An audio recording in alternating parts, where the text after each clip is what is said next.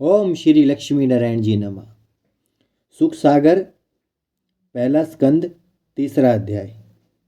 सनत कुमार जी का श्रीमद् भागवत की सप्ताह विधि व उसके सुनने से जो फल मिलता है वर्णन करना।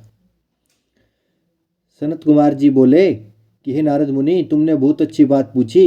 हरिद्वार में गंगा किनारे यह यज्ञ करने के वास्ते स्थान अच्छा है। वहां पर वृक्षों की छाया घनी होकर बहुत से ऋषिवर व मुनीश्वर ज्ञान यज्ञ के चाहने वाले रहते हैं। उस जगह तुम्हारे कथा रूपी यज्ञ करने से ज्ञान व वैराग्य भी तरुण होकर जाग उठेंगे। वह भक्ति का सब दुख छूट जाएगा। यह बात सुनकर नारद जी बोले, महाराज, बिना तुम्हारे चले यह यज्ञ नहीं हो सकता, इसलिए आप भी हमारे साथ चलिए। यह वचन सुनते ही सनकादिक चारों भाई व नारद जी बद्रिक आश्रम से चलकर हरिद्वार में गंगा किनारे आन पहुंचे। उन्होंने ऋषिवरों व मुनीश्वरों से जो वहां पर थे कहा कि हम इस स्थान पर भागवत रूपी यज्ञ करते हैं। जिसको कथा रूपी अमृत पीना हो वह आनकर सुने। यह समाचार सुनते ही भृंगु व विशिष्ट व च्यवन व मेधातिथि व गौतम व परशुराम व विश्वामित्र व मार्कंडे व वेदव्यास व पराशर आदि जितने ऋषिवर व मुनीश्वर उस तीर्थ पर रहते थे वहाँ सब आए। और सिवाय ऋषिवरों के वेद जो मूर्तिमान है वह गंगा जी इत्यादि नदियाँ व गंधर्व व किन्नर व यज्ञ व नागादिक 14 भुवन के लोग कथा रूपी अमृत पीने के वास्ते उस ज्ञान यज्ञ में आकर इकट्ठे हुए। जब नारद जी ने सब किसी को बड़े आदर भाव से बैठाला तब वैष्णव व विरक्तों व महापुरुषों ने जय शब्द व शंख ध्वनि करना आरंभ किया। देवता लोग अपने अपने विमानों पर चढ़कर वहां कथा सुनने के वास्ते आ पहुंचे। वे ज्ञान रूपी यज्ञ पर फूल वर्षाने लगे। वे सब श्रोता इस विचार में चित्त लगाकर बैठे कि देखे सनकादिक व नारद जी कौन लीला व कथा परमेश्वर की कहते हैं। उस समय सनत कुमार ने नारद जी से कहा कि हम तुमको वह कथा सुनाते हैं जो सुखदेव जी ने राजा परीक्षित से कही थी। वह पुराण 18,000 श्लोकों में है। उनके पढ़ने और सुनने से मुक्ति सामने खड़ी रहती है।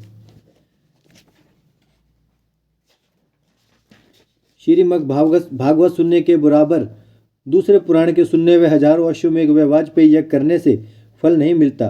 काशी व गया व प्रयाग व कुरुक्षेत्र व पुष्कर आदि किसी तीर्थ का स्नान कथा सुनने के बराबर फल नहीं रखता। जब तक संसारी लोग यह कथा नहीं सुनते तब तक उनके अनेक जन्म का पाप गरजता है। अमृत रूपी भागवत सुनते ही उनके पाप इस तरह छूटकर भाग जाते हैं जिस तरह सूर्य के निकलते ही कोहरा नहीं रहता। जो मनुष्य प्रतिदिन एक या आधा श्लोक भागवत का पढ़ा करे उसकी भी मुक्ति हो जाती है। वह जो लोग नित्य भागवत पढ़कर औरों को सुनाते हैं उनके करोड़ों जन्म का पाप जलकर भस्म हो जाता है।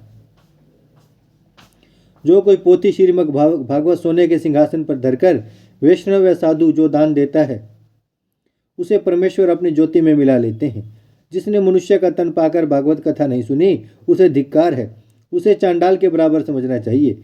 ऐसा पूत जनने से उसकी माता बांझ रहती तो अच्छा था।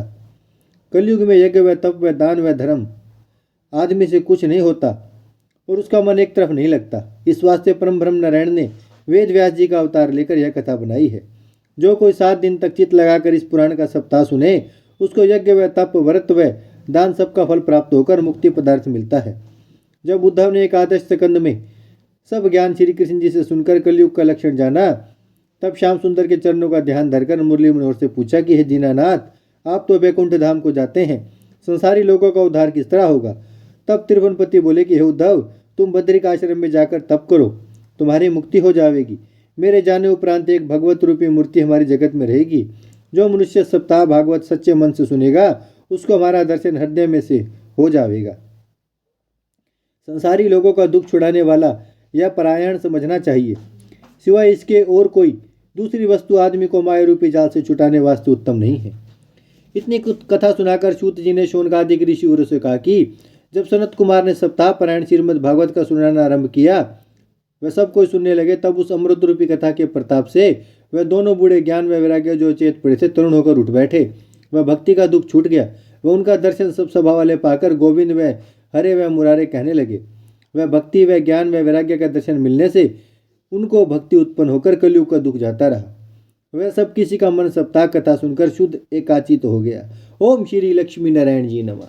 भजमन नारायण नारायण नारायण, श्रीमन्नारायण नारायण नारायण, लक्ष्मी नारायण नारायण नारायण, सत्यनारायण नारायण नारायण, भजमन्नारायण श्रीमन्नारायण लक्ष्मीनारायण सत्यनारायण भजमन्नारायण नारायण नारायण।